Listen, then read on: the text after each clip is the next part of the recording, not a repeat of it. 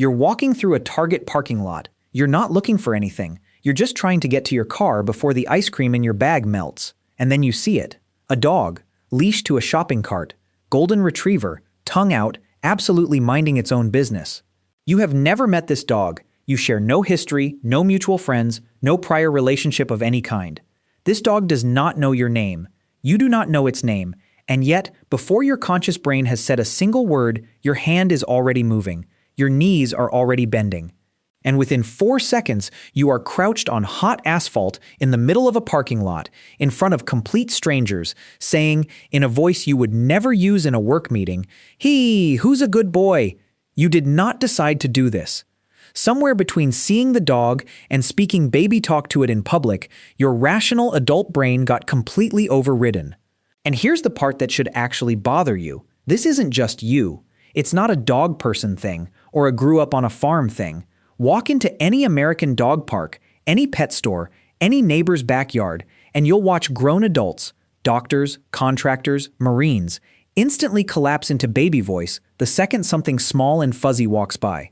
Nobody has ever fully explained why your body does this without asking permission. Until now. Let's start with the obvious explanation, the one you're already thinking. Animals are cute. You see something cute, you want to touch it. Simple. Except that answer barely scratches the surface, and if you actually sit with it, it raises a much stranger question. Why does cute have that kind of power over you at all? Why does your body respond to a golden retriever the same way it responds to something you'd protect with your life? In 1943, an Austrian scientist named Konrad Lorenz noticed something. Certain physical features, big round eyes, a small nose, chubby cheeks, an oversized forehead relative to the face, trigger an automatic caregiving response in adult humans. He called it baby schema. His theory, evolution built these features into human infants specifically to hijack the adult brain. Round face, big eyes, wobbly, uncoordinated movement. All of it exists to make you want to protect and nurture the creature in front of you, whether you meant to or not. Here's the unsettling part. Your brain does not run a species check first. It sees big eyes and a round face, and it fires the exact same protective circuitry, whether that's a human infant, a golden retriever puppy, or a raccoon that has absolutely no business being this cute. Lorenz proposed all of this in the 1940s with zero brain scanning technology. He was just a guy, watching people react, taking notes. Decades later, scientists put people in fMRI machines and showed them photos of baby animals. Lorenz was right. The orbitofrontal cortex, tied to reward, lights up. Regions tied to emotional significance and motivation activate. Looking at something cute isn't a passive experience. It's a measurable neurological event. Your brain is treating that raccoon like it matters, and that's before you've even touched it. Here's where things get genuinely strange, so stay with me. Your skin isn't running one sense called touch. It's running an entire network of specialized receptors, some for pressure, some for vibration, some for texture, some for temperature. And there's one type, discovered relatively recently, called CT afferents, that exist for exactly one purpose. Slow, gentle stroking, at a very specific speed, somewhere between 1 and 10 centimeters per second. When those fibers fire, the signal doesn't just go to the part of your brain that processes, "something is touching my hand." It routes straight into the parts of your brain responsible for emotion, social bonding, and reward. These nerves were not built to register texture. They were built to make gentle touch feel like it means something. Now think about what fur actually is. Soft, warm, consistent resistance. The exact texture and pressure profile these receptors are tuned to detect. It's almost like fur was engineered to interface directly with this system. Run your hand slowly over a dog's back, and you are not casually petting an animal. You are actively triggering a neurological pathway built for human bonding, and it doesn't know the difference between a person and a Labrador. That's not a metaphor, that's chemistry, specifically oxytocin.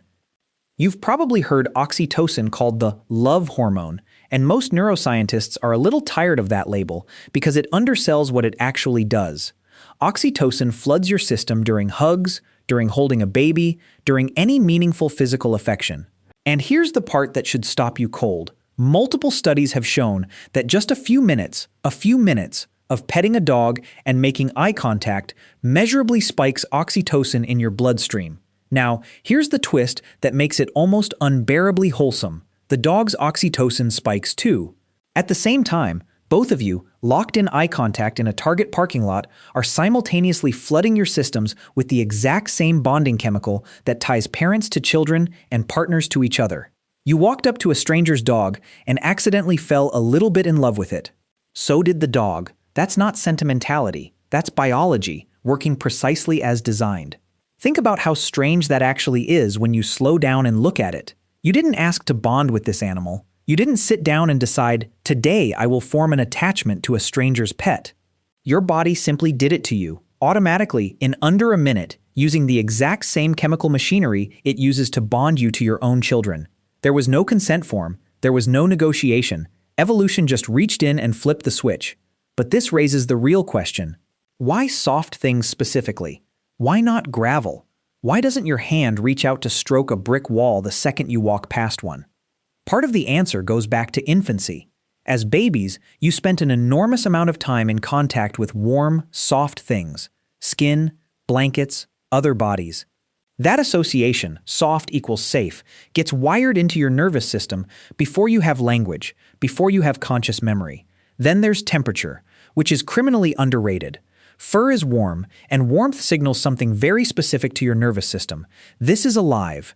Put your hand on something warm and slightly yielding, and your heart rate drops. Skin conductance drops. Cortisol begins falling. Your body isn't deciding to relax. It's recognizing warmth, registering something alive is here, and quietly switching off your threat response without asking your permission.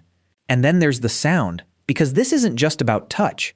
Cat purring, at its core, is caused by rapid vibration of the muscles around the larynx, dozens of times per second, on both the inhale and the exhale.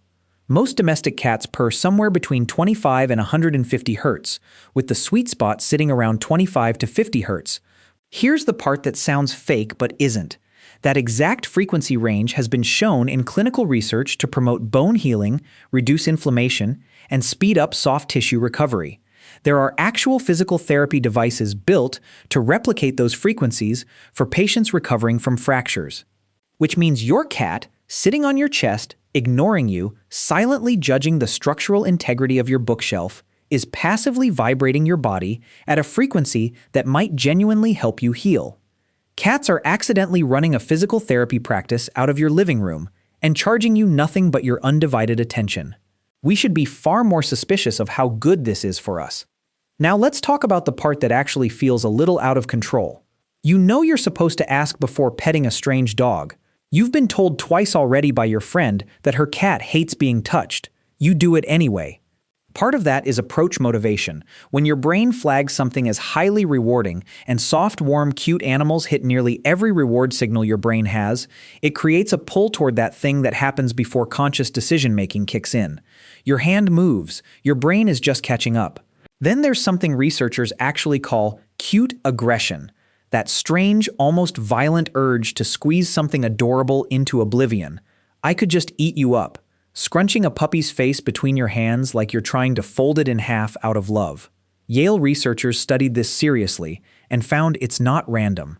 When your brain gets hit with more positive emotion than it can efficiently process, it generates a counter impulse to balance itself out, a kind of emotional pressure release valve.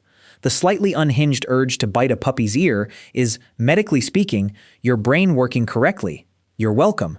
And it's not subtle either. Watch any American family meet a new litter of puppies and count how many adults say some version of, "I'm going to steal you," within the first 30 seconds. That's not a personality flaw. That's a room full of nervous systems simultaneously hitting their emotional ceiling and needing somewhere to put the overflow. Here's a question worth sitting with. Is any of this even uniquely human? Turns out, mostly no. Capuchin monkeys have been filmed handling small animals with what researchers cautiously describe as apparent gentleness and curiosity. Bonobos engage in cross-species socializing that has no obvious survival benefit whatsoever. And then there's Coco. Coco, the gorilla famously taught American Sign Language, kept pet cats for years. She requested them by name, using sign language. She named them herself. She handled them with consistent, deliberate gentleness. When one of her cats died, Coco produced signs her researchers interpreted as unmistakable grief. A 400-pound gorilla grieving a house cat because the bond was real, because the touch meant something to her, the exact same way it means something to you standing in a Target parking lot with a stranger's golden retriever. The drive to touch something small, warm, and alive isn't a human quirk. It runs far deeper into the animal kingdom than we usually admit. If you want to understand exactly how deep this runs, look at dogs specifically, because the bond between humans and dogs isn't an accident. It's the product of somewhere between 15,000 and 40,000 years of two species actively reshaping each other. Dogs read human pointing gestures instinctively. Wolves, even wolves raised by humans from birth, mostly don't. Dogs track human eye gaze. Dogs make prolonged eye contact with humans in a way that's neurologically distinct from anything wolves do, and that eye contact triggers the exact oxytocin loop we already talked about. Here's the detail that should genuinely mess with your head. Dogs evolved a facial muscle, the levator anguli oculi medialis, that wolves simply don't have, or barely have. That muscle is responsible for the puppy dog eyes, the inner brow raise, the look that makes something in your chest quietly cave in. That expression is not a coincidence. It is the result of thousands of years of selection pressure favoring dogs that were better, measurably, biologically better, at making humans want to reach out and touch them, feed them, keep them close. Dogs did not passively get domesticated. They engineered us right back. Every single time you crouch down on hot asphalt to pet a stranger's dog, you're not just being sweet, you're responding to tens of thousands of years of deliberate biological strategy running from the other direction. We didn't domesticate dogs, we domesticated each other. Now here's where this stops being cute and starts being something you need to actually hear, because this country has a touch problem and almost nobody's talking about it in these terms. Touch deprivation is a real, measurable physiological stressor, not a figure of speech. And during periods of enforced isolation, people with pets consistently show better mental health outcomes. Lower baseline cortisol, lower rates of depression and anxiety. Not just because there's another living thing in the room, researchers have specifically checked this, but because of the physical contact itself. The hand on fur, the weight of a body against your leg, the actual tactile experience of touching something alive. In American hospitals, animal-assisted therapy measurably reduces perceived pain and pre-procedure anxiety. In American schools, therapy dogs measurably lower stress responses in kids during high-pressure moments. And the timeline is fast. 10 to 15 minutes of physical contact with an animal produces statistically significant shifts in cortisol and oxytocin. Your nervous system isn't slow about this. It knows exactly what it's missing. It just doesn't have the words to ask for it. Which might explain something bigger than a Target parking lot.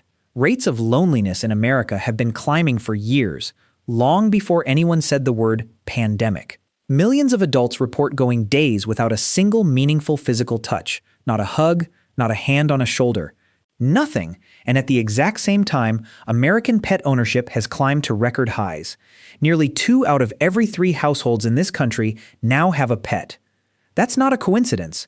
That's your nervous system quietly solving a problem your culture refuses to name out loud.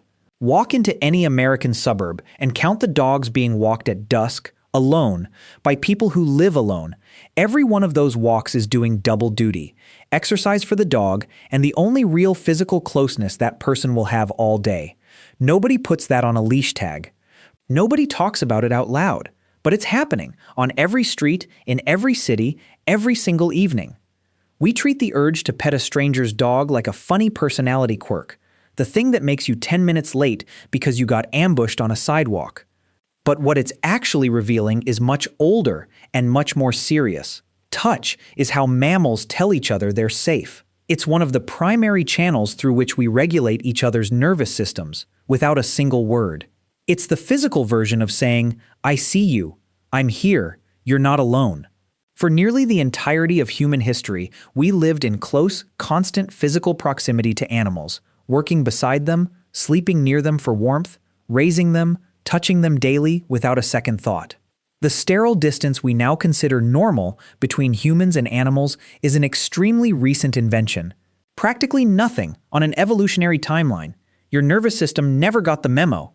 It is still, right now, expecting to be near something warm and living on a regular basis.